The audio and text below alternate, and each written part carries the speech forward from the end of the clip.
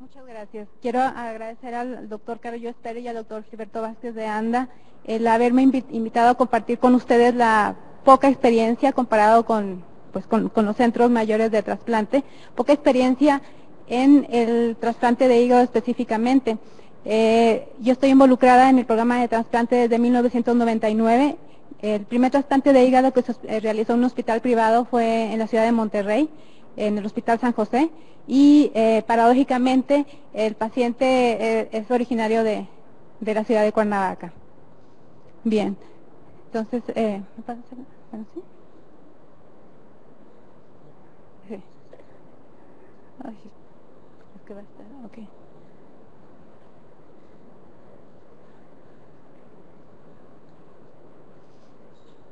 Muy bien. Entonces, básicamente mi práctica, la práctica privada pues es en el Hospital San José, pero en la práctica a nivel público yo la realizo en el Centro Médico del Noreste, en la unidad de medicina número 25.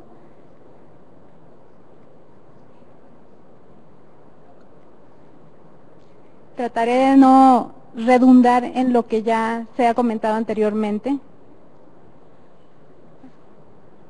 ¿La anterior? Básicamente existen 4 factores por los cuales se ha incrementado la incidencia de sepsis tanto de organismos bacteriológicos como organismos fúngicos. Uno de ellos es, pues paradójicamente nuevamente, el incremento en la expectancia de vida. Otro de ellos es el aumento tan importante que se ha presentado en las últimas décadas en la incidencia de enfermedades oncohematológicas. El tercero es el aumento en el número de casos de SIDA, y el cuarto, que se ha incrementado pero no con la frecuencia que quisiéramos, es el número de pacientes trasplantados de órganos, porque recordemos que si no hay una familia que done, pues no va a haber trasplantes, y continuamos con una disparidad entre los pacientes que están en espera y los donadores de órganos.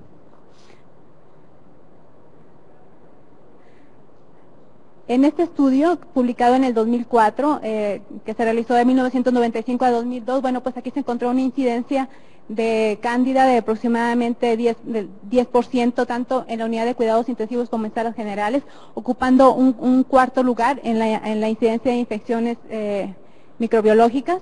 Luego, en el estudio de SWAP, que fue publicado por el doctor Jean Lu en el Critical Care en el 2006, en un estudio de episodios de sepsis realizado en la unidad de cuidados intensivos, él reportó una incidencia de infecciones por especies de cándida de casi el 20% y una incidencia de infecciones por hongos del 1%. Si nosotros revisamos el artículo, aproximadamente el 40-50% de estas infecciones por cándidas correspondieron a cándida albicans y el resto a las otras especies.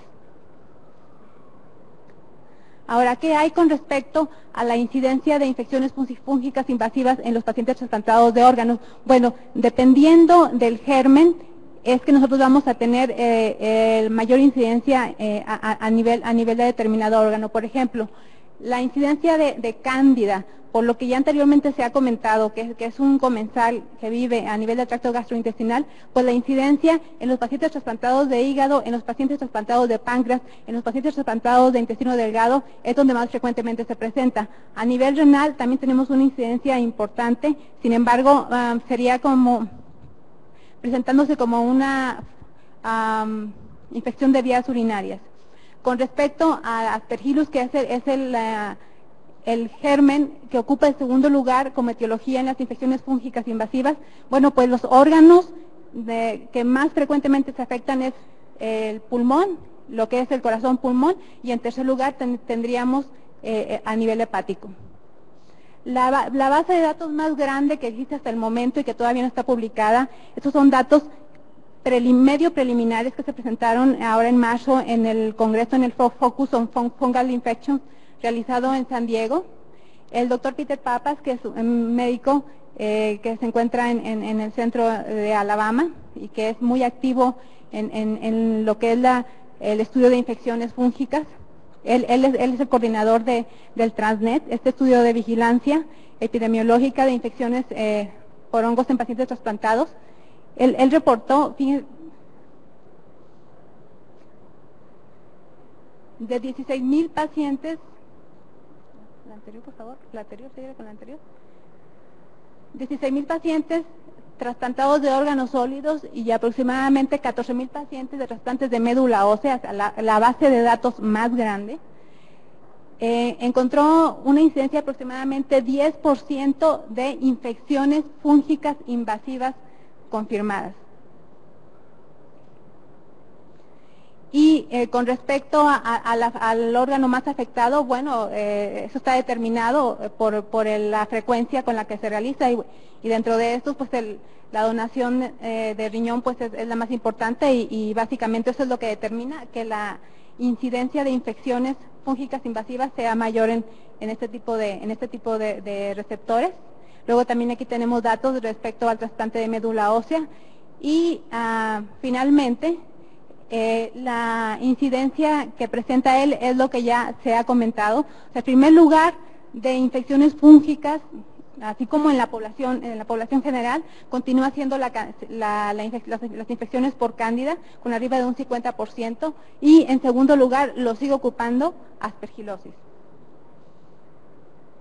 Ahora, de todos los factores de riesgo que se han comentado, para el desarrollo de infecciones fúngicas invasivas, bueno, pues tenemos que los pacientes trasplantados cuentan con el 95 al 100% de los factores de riesgo. Entonces, es una población muy prona al desarrollo de este tipo de alteraciones.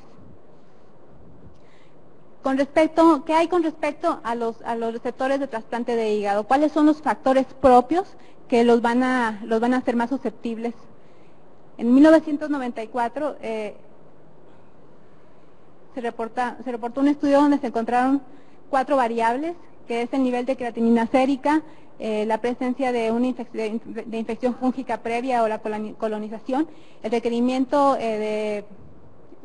transfusionales mayor de 40 paquetes globulares y el retrasplante. Esto, bueno, la cantidad de paquetes globulares, el trasplante de hígado es, a medida que vaya pasando el tiempo y se vaya incrementando el número de donaciones, los médicos intensivistas vamos a estar involucrados en este tipo de trasplante. ¿Por qué? Porque el paciente trasplantado de hígado tiene una particularidad en la cual tiene una afección multiorgánica. Es muy diferente las condiciones en las cuales un potencial receptor de hígado llega al estadio terminal a un paciente con una infección, un estado de enfermedad renal terminal. O sea, el paciente trasplantado de hígado tiene alteraciones neurológicas, tiene alteraciones pulmonares, tiene alteraciones cardiológicas, tiene alteraciones de la coagulación, llega en un estado de desnutrición muy importante. Por el mismo tipo de patologías, hepatitis autoinmunes, puede el paciente estar con esteroides. Entonces, las condiciones en las cuales el paciente llega al momento del trasplante, pues nos van, por así decirlo, a dar un aviso de en qué condiciones, o sea, cómo va a evolucionar el paciente después del trasplante.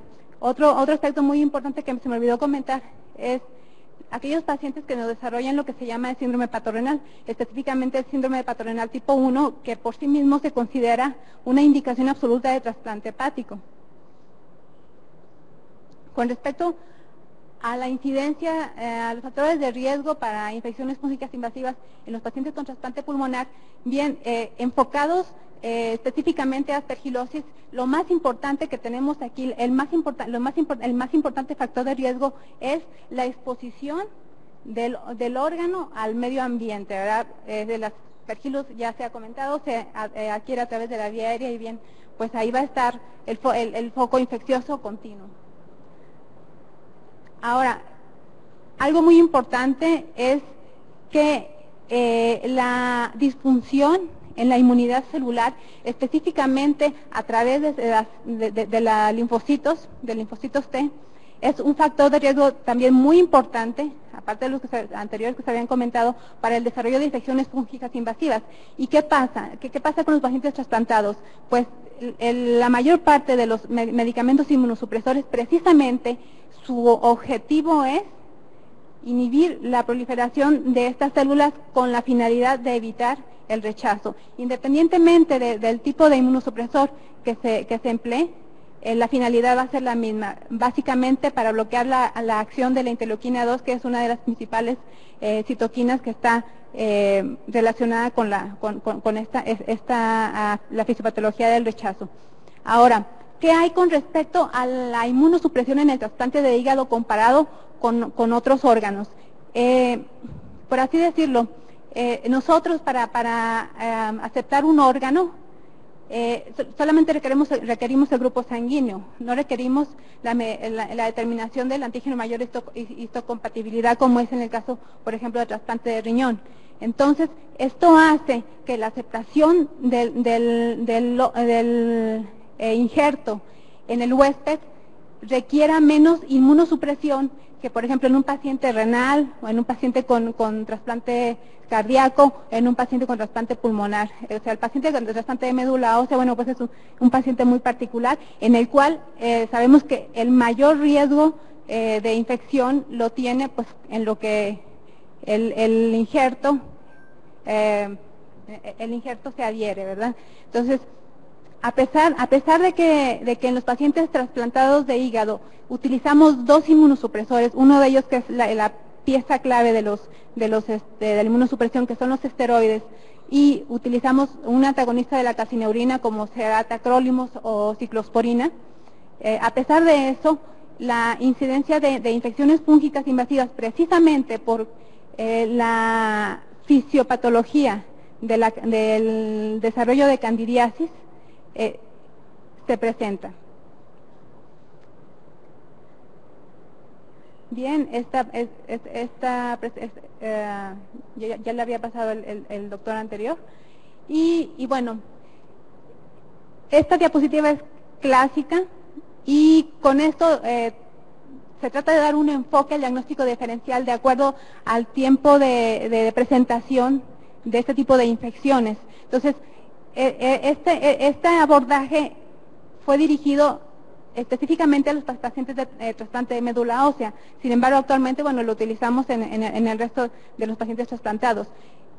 Comúnmente, en el primer mes después del trasplante, las infecciones que vamos a tener, el predominio va a ser de infecciones bacterianas relacionadas al mismo procedimiento de cavidad abdominal, sobre todo en los pacientes trasplantados de hígado, y por hongos, la mayor incidencia va a ser de cándida. Después del primer mes, nosotros empezamos a tener ya riesgo de tener infecciones oportunistas, como es el caso de las Aspergillus, Pneumocystis jirovecii, anteriormente conocido como Pneumocystis carini. A medida que se va alejando es que es muy sensible para adelantarse, pero para atrasarse es, ¿ok? A medida que nos vamos alejando en meses de la fecha del trasplante, bien, pues se va incrementando la incidencia de infecciones endémicas, infecciones fúngicas endémicas, que ya lo han comentado muy ampliamente los anteriores ponentes. Y precisamente en base a los factores de riesgo conocidos de estos pacientes, que no son los mismos que un paciente que está en la unidad de cuidados intensivos, es que se han diseñado terapias preventivas. O sea, en estos pacientes nosotros usamos profilaxis antifúngica. Y en este estudio, en la base de datos del Cochrane, que incluyó aproximadamente 1.497 pacientes, ellos encontraron que el uso de profilaxis antifúngica disminuía la incidencia de infecciones fúngicas invasivas. Sin embargo, no había ningún efecto sobre la mortalidad, obviamente. Y específicamente en la población de pacientes trasplantados de hígado fue donde se encontró mayor disminución en la incidencia de infecciones fúngicas. Nosotros utilizamos una pauta puede ser nistatina, que fue el primer polieno que se creó antes inclusive que la anfotericina, o fluconazol de 100 a 200 miligramos por día, dependiendo también de la función renal. Bien, ahora, ¿qué hay con respecto a las infecciones por cándida? Aquí tenemos los 5 tipos de cándida, las formas invasivas de candidiasis, que ya se había comentado, y bueno, lo que les había comentado, el uso profiláctico de fluconazol, pues ha disminuido la incidencia de infecciones por cándida en este tipo de pacientes.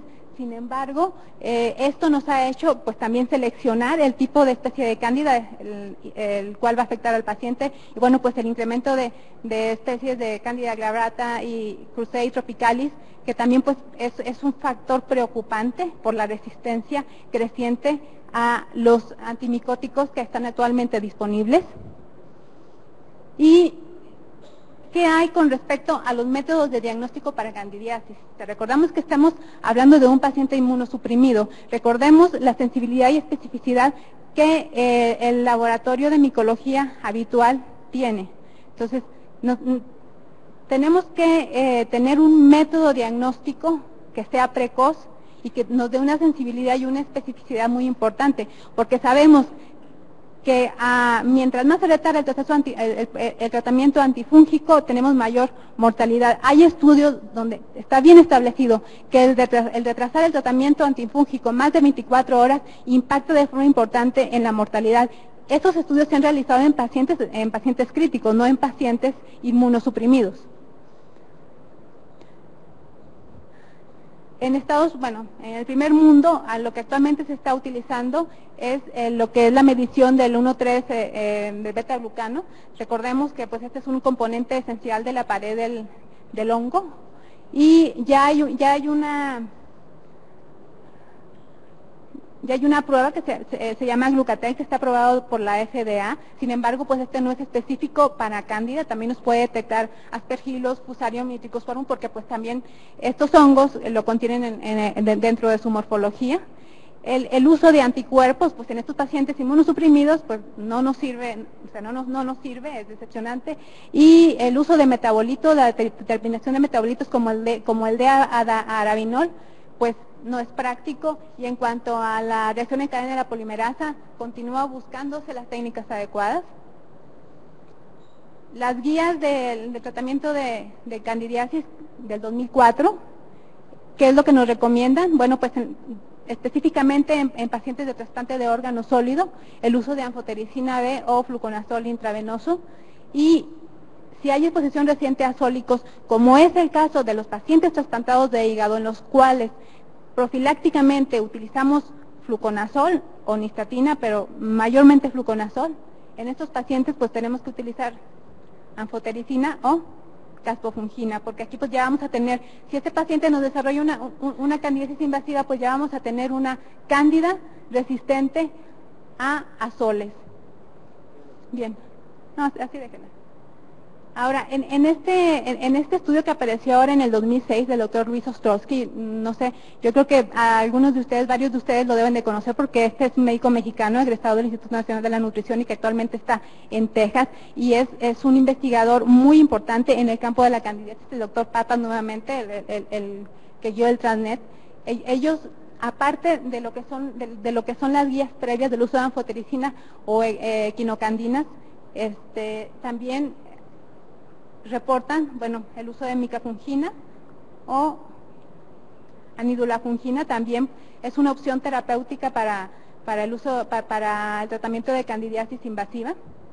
Y este algoritmo, en el cual si nosotros encontramos levaduras en sangre y tenemos un paciente inmunosuprimido, ellos recomiendan ¿dónde quedó? Ellos recomiendan el uso de polienos, pero ¿qué hay con respecto al paciente trasplantado de hígado?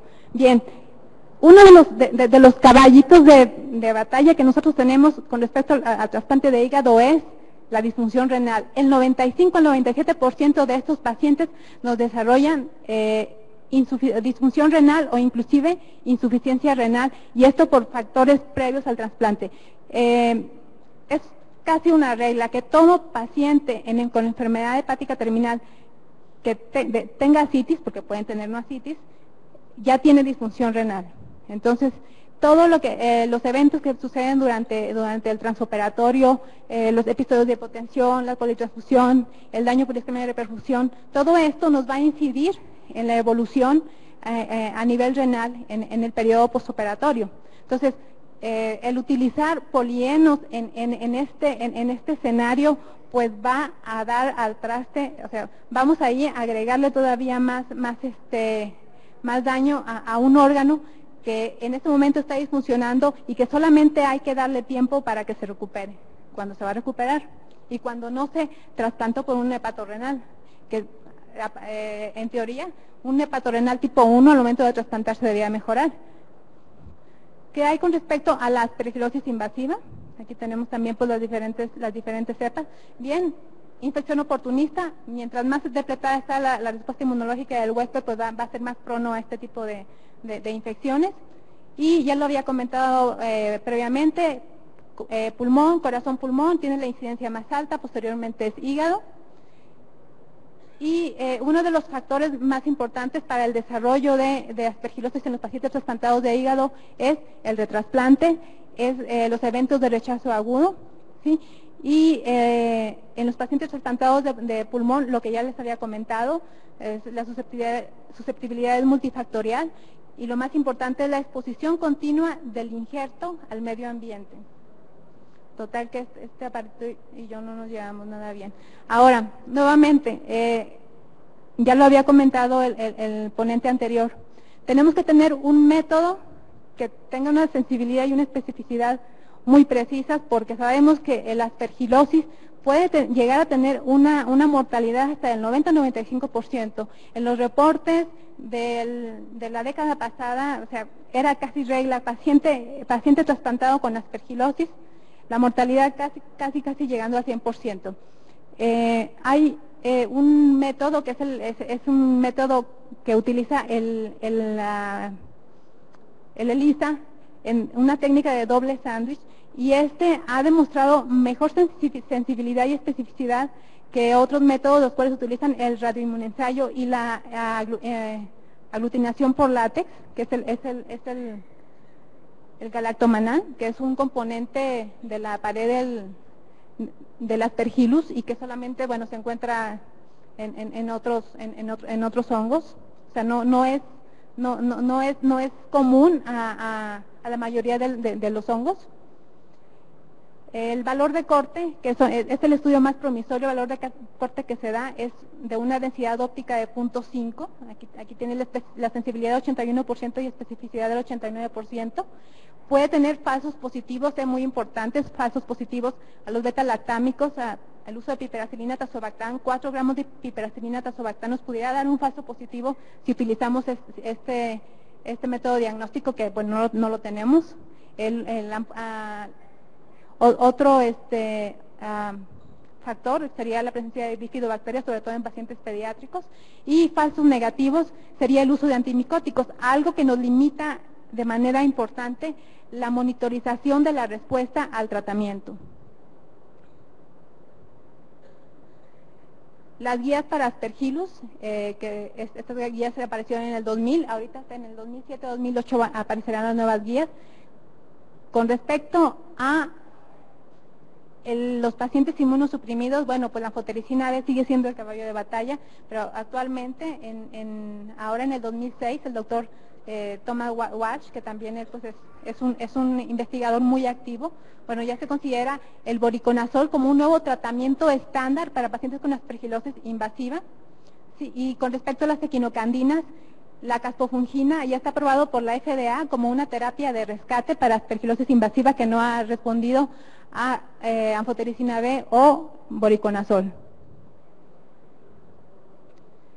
Bueno, con respecto a las micosis endémicas, la coccidiomicosis, que ya lo habíamos comentado, con respecto a los pacientes inmunosuprimidos, tratar la infección extrapulmonar diseminada. Aquí recomiendan ellos azoles orales hasta 2 gramos de fluconazol diarios, ¿sí? Y si no hay respuesta, continuar con anfotericina B. Con respecto a la histoplasmosis, igual.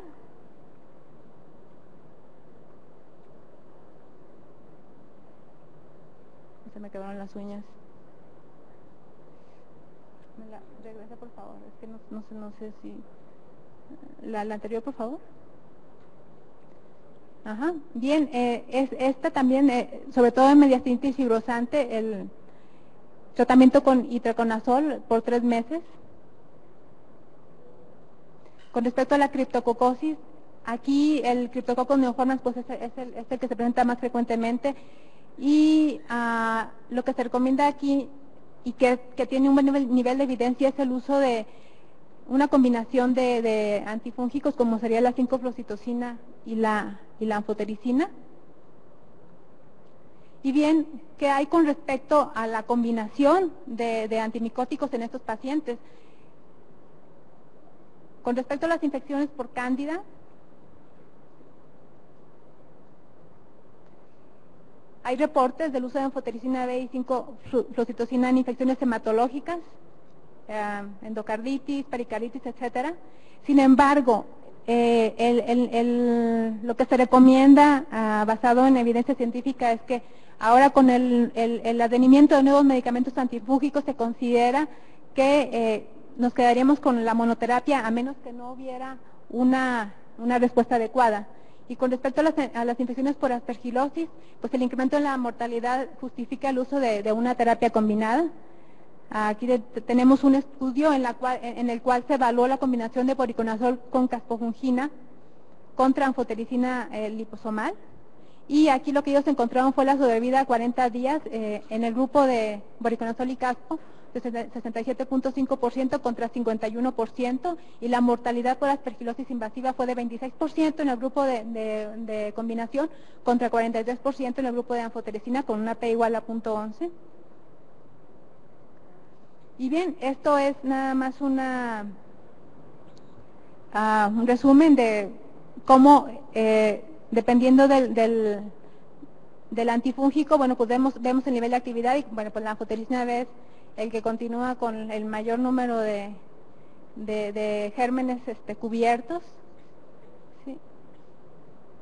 Y ya para terminar, la experiencia de pacientes trasplantados en el hospital número 25, en la 34, los pacientes trasplantados de corazón, y en el hospital San José.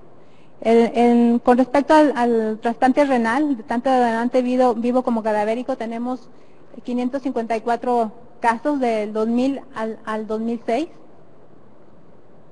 Y la frecuencia de infecciones por hongos, aquí tenemos Aspergillus niger, se presentaron 2 casos en el 2001 y en el 2002. Hubo un caso por mucor, Rhizopus, y un caso 3 casos de coccidioides simitis. Con respecto a las infecciones por cándida, secreción bronquial, en ese tipo de pacientes, tuvimos aproximadamente 40 episodios de infecciones. Digo tuvimos, no tuvimos, fueron los nefrólogos, porque estos pacientes no pasan de la unidad de cuidados intensivos. Estos son datos proporcionados por el servicio de nefrología. Con respecto a la experiencia en trasplante cardíaco en la UMAE número 36, que es donde se ha realizado 4 trasplantes cardíacos, bien aquí, la incidencia de infecciones por cándida, pues fueron de 25%, son 4 casos. Un paciente que desarrolló candidiasis en líquido pleural, y bueno, este paciente falleció. ¿Me pasa la anterior, por favor? Ok, ya, ahí está bien, sí. ¿La anterior? ¿La anterior? Ok. Ahora, con respecto al trasplante ortotópico de hígado, nosotros empezamos el programa en el 2003, llevamos 17 pacientes. Aquí en el 2005 hubo una disminución, hubo cambio ahí de equipo quirúrgico. La siguiente, por favor. Y las infecciones por hongos, tuvimos 4 episodios, hemos tenido 4 episodios de cándida, sí, 3 de ellos en secreción bronquial y 1 en vías urinarias, y un episodio de Aspergillus, eso fue en una paciente pediátrica que falleció, un Aspergillus fumigatus. La siguiente, por favor. Con respecto al programa de trasplante ortotópico de hígado del Hospital San José, aquí se han realizado 34 trasplantes. El programa inició en 1999. La siguiente, por favor. ¿Sí? Y se han presentado 5 casos de Candida albicans y un caso de Aspergillus fumigatus. El paciente que desarrolló Aspergillus fumigatus era un paciente con una cirrosis por alcohol, y él desarrolló pues un rechazo agudo, él falleció. De los pacientes que les he presentado, el 95% de estos pacientes se manejaron con fluconazol, o sea, con el tratamiento que estaba con fluconazol, 100 miligramos cada 12 horas, y no hubo necesidad de hacer cambio a anfotericina o equinocandinas, a excepción de un paciente. ¿Me pasa la anterior, por favor? ¿La otra? ¿Ok? Aquí en el 2006 tenemos estos dos episodios fueron en el mismo paciente. Aquí fue en secreción bronquial y vías urinarias. Me pasa la siguiente, por favor, la siguiente. Y este es un caso clínico que les voy a presentar. Es un muchacho de 36 años con una cirrosis biliar secundaria a trauma de vía biliar. Él se trasplantó el 12 de diciembre del 2006, un Apache de 13, desarrolló pancreatitis aguda severa Baltasar D en los primeros 8 días del posoperatorio, posteriormente desarrolla trombosis de la arteria hepática. Desafortunadamente, bueno, el diagnóstico de trombosis de la arteria hepática es indicación de retrasplante. El paciente que tiene este diagnóstico se tiene que poner en emergencia cero, y emergencia cero quiere decir que cualquier hígado que se genere en cualquier parte del país tiene que ir a ese centro independientemente del grupo sanguíneo que sea. Entonces, nada más que en el explante nos reportan un colangiocarcinoma in situ. Entonces, el colangiocarcinoma actualmente no se considera ya una indicación para trasplante por la pobre sobrevida que tienen. Entonces, lo que se hizo en este paciente pues fue una trombectomía, sin embargo, se retrombosa nuevamente, se intenta hacer una trombolisis in situ, la cual fue fallida. Este paciente tuvo una evolución clínica y bioquímica estable a tal grado que se extuba con trombosis de la arteria hepática. Se egresa a piso el día 27 de diciembre. ¿Sí? El día 5 de enero, ese día se iba a egresar a domicilio. El paciente desarrolla choque hipovolémico y bueno, pues se lleva a la laparotomía exploradora encontrando 3 litros de cavidad 3 litros de sangre en cavidad. Y secundario a la necrosis de la arteria hepática, se liga a la arteria hepática y el paciente pasa a la unidad de cuidados intensivos a que evolucione naturalmente. El paciente desarrolla acidosis metabólica, oliguanuria, y a las 48 horas se empieza a recuperar, una evolución natural no esperada, se empieza a recuperar y desarrolla insuficiencia renal aguda, a la cual requiere terapia de reemplazo renal. Aquí utilicé hemodiálisis aguda. En otro caso que había tenido ya de insuficiencia renal, había utilizado la terapia de reemplazo renal continuo, pero por las características de este paciente se decidió utilizar mejor la hemodiálisis aguda. El paciente también desarrolla una sepsis por una pseudomonas multidrogo resistente y la presencia, como les comentaba, de cándida el día 17 de enero, o sea, un mes después del del trasplante y de haber estado con múltiples episodios pues de eventos adversos. Y aquí este es el único paciente de toda la serie de pacientes, los 51 pacientes en los cuales hemos tenido que utilizar una equinocandina, en este caso fue la caspofungina, y básicamente por la insuficiencia renal.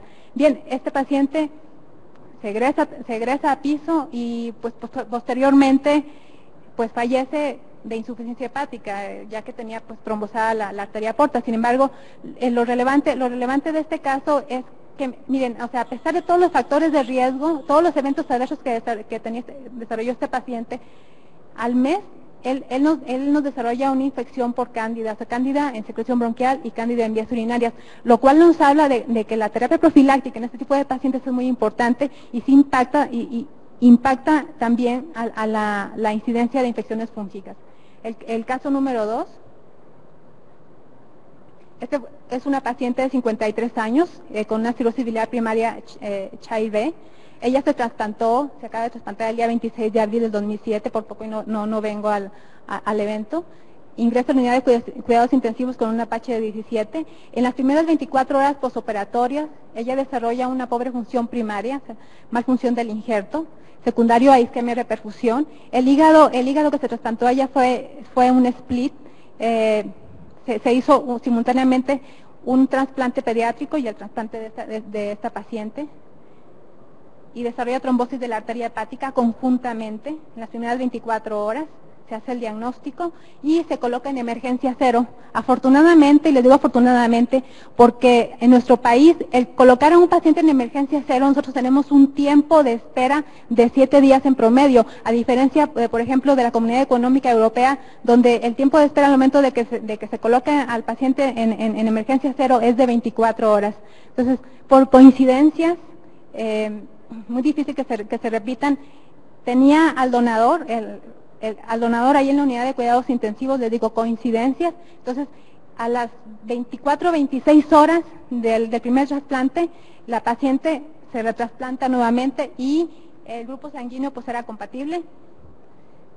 A las 72 horas ella desarrolla una neumonía basal derecha, aquí tenemos la radiografía, aislándose un Staph aureus meticilino sensible y Bacteroides fragilis, lo cual se le da tratamiento. Le realicé un Canditest 1-2, el Canditest pues es una prueba que no está bien validada, pero no tenemos el glucotel, entonces el Canditest es un método que utiliza la inmunoaglutinación y bueno, pues tiene pros y contras. A ella se le continuó la pauta con fluconazol, 200 miligramos cada 24 horas, desarrolló disfunción renal, daño pulmonar agudo y trombocitopenia persistente. Se le inició profilaxis parasitomegalovirus por el factor de riesgo que tiene por el de trasplante. Se extubó el día 2 de mayo, la siguiente por favor. Y posteriormente desarrolla colestasis extrahepática secundaria de estenosis de la anastomosis coledociana, si los cultivos negativos. El 5 de mayo, el sábado pasado, ella empieza con febrícula y los hallazgos del Doppler son sugestivos de trombosis de la vena porta, los cuales se corroboran por una angioresonancia. La paciente pasa a una laparotomía de urgencia y, bueno, durante la laparotomía a ella simultáneamente se aprovechó para ponerle un drenaje biliar externo. Cuando hay una estenosis de la anastomosis coledociana, lo que está indicado es y hacerle una CEPRA y colocarle un stent. Sin embargo, por los días del trasplante hay mucho riesgo de ruptura de la vía biliar, entonces lo que se hace en estas situaciones es pues esperar más de una semana para colocar la prótesis. Sin embargo, pues tenemos el riesgo de que el paciente pues nos desarrolle colangitis. Entonces, esta paciente pues empieza con febrícula, se hace cambio de antibióticos. Aquí el día 5 de enero el Canditest está negativo. Se extuba el 7 de mayo, la di de alta el miércoles a piso y los cultivos bacteriológicos, bien, hasta el momento van negativos. El cultivo de hongos, que lleva 2 semanas, está negativo. La antigenema parasitocitomegalovírus está negativa. Y bien, la siguiente por favor, esta es la paciente, Rosa Elba, y bueno, pues esperemos que el lunes se egrese a domicilio. Y pues muchas gracias por su atención y les agradezco porque es una hora muy difícil y fue la última plática.